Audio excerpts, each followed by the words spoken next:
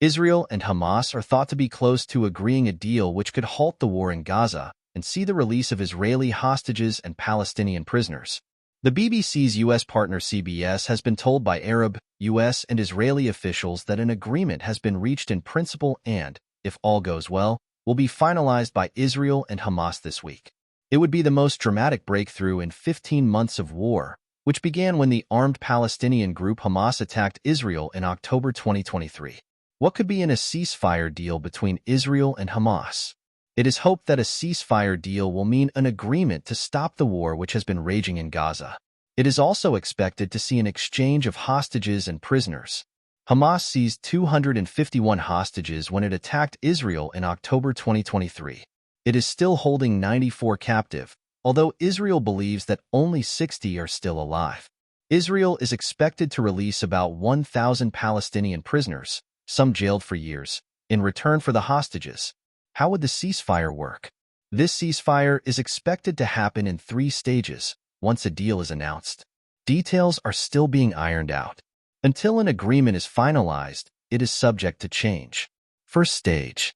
A Palestinian official told the BBC that in the first stage, 34 hostages, expected to be civilians, would be exchanged for Palestinian prisoners. 3 hostages would be released straight away, with the rest of the exchange taking place over 6 weeks. During this stage, Israeli troops would also begin pulling out of populated areas in Gaza. The Palestinian official said detailed negotiations for the second and third stages would begin on the 16th day of the ceasefire. Second stage. In the second stage, the remaining hostages, soldiers and reservists, would be released in return for a number of Palestinian prisoners. Of the 1,000 Palestinian prisoners Israel is thought to have agreed to release, about 190 are serving sentences of 15 years or more. An Israeli official told the BBC that those convicted of murder would not be released into the occupied West Bank.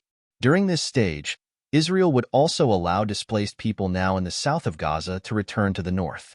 Almost all of Gaza's 2.3 million population have had to leave their homes because of the fighting. Third stage. The third and final stage would involve the reconstruction of Gaza, something which could take years.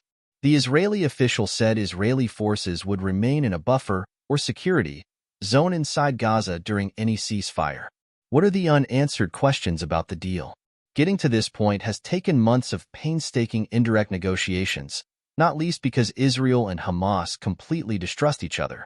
Hamas wanted a complete end to the war before it would release the hostages, something which was unacceptable to Israel. The ceasefire will in effect pause the war while its terms are carried out. However, it is unclear whether it will mean the war is over for good. One of Israel's key war aims has been to destroy Hamas's military and governing capabilities. Although Israel has severely damaged it, Hamas still has some capacity to operate and regroup. It is also unclear which hostages are alive or dead, or whether Hamas knows the whereabouts of all those who remain unaccounted for. For its part, Hamas has demanded the release of some prisoners which Israel says it will not free. This is believed to include those who were involved in the October 7th attacks. It is also not known whether Israel will agree to pull out of the buffer zone by a certain date, or whether its presence there will be open-ended.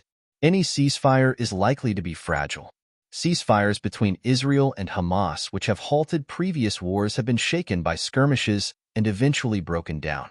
The timetable and complexity of this ceasefire means even a small incident could turn into a major threat.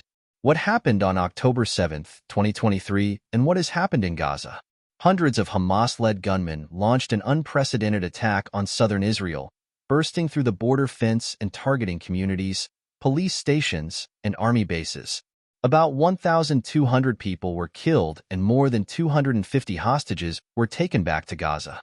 Hamas also fired thousands of rockets into Israel. Israel responded with a massive military campaign, first by air and then a ground invasion. Since then, Israel has attacked targets across Gaza by land, sea, and air, while Hamas has attacked Israel with rockets. Israel's offensive has devastated Gaza and led to severe food shortages, with aid struggling to reach those most in need.